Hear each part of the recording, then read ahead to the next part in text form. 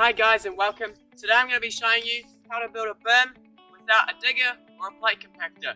The tools that you're going to need is going to be a spade and a rake, and depending on where you're going to be building your berm, you might need an axe. The axe will be useful for cutting up roots if you're building in a forest. Also, another tool that could be quite useful is a pickaxe, because you're pretty good at making banks and stuff, and those are all the tools that you're going to need, so let's get started. Firstly, we need to determine the size of our berm. We can make it a wide berm or a narrow berm, also a right angle or a U-turn or any angle in between. Today's berm will need to be quite a tight one and just over 9 degrees.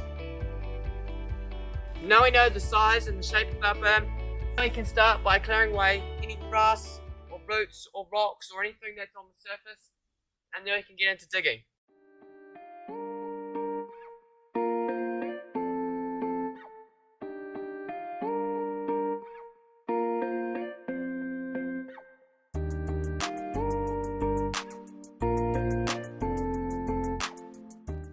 Now that we have a bare patch of dirt, it's kind of like having a blank canvas. I made mine a little bit bigger around the outsides, just so I had some room. Now what we're going to need is we're going to need it higher on this side than on this side. And rather than digging dirt from over here and putting it as a bank around this corner, we can take it from the inside and make the inside lower and the outside higher, and that way we don't need to cut dirt from somewhere else.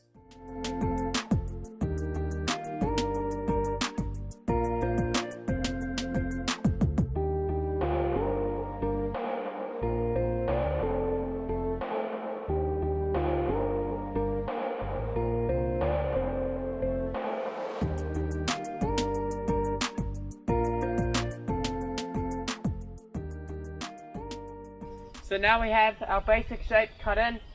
Now it's time to compact it and to really shape it up nicely. We don't need the pickaxe anymore, as that's only for moving dirt fast. Pretty much all of this is going to be done with the spade, and you might just use the rake to move some dirt around. It's also important to have a curve in the berm rather than a slant, because if you have a slant you can only go one speed through the berm, whereas with a curve you can go up high and fast or low and slow. It's a good idea to wear gloves, because if you don't, you're going to end up with big blisters. So, put them on.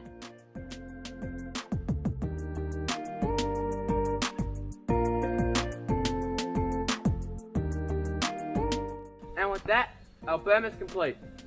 I would test this for you, but it's completely dry and all of this dirt is super crumbly. As soon as I rode over it, it's just going to lose all the shape I just spent ages making. So we're going to have to wait for it to rain, and then when it's wet, the dirt will stick together and become a compact riding surface. That is how to build a berm without any diggers or plate compactors. And thanks for riding with me today, and I'll see you in the next one.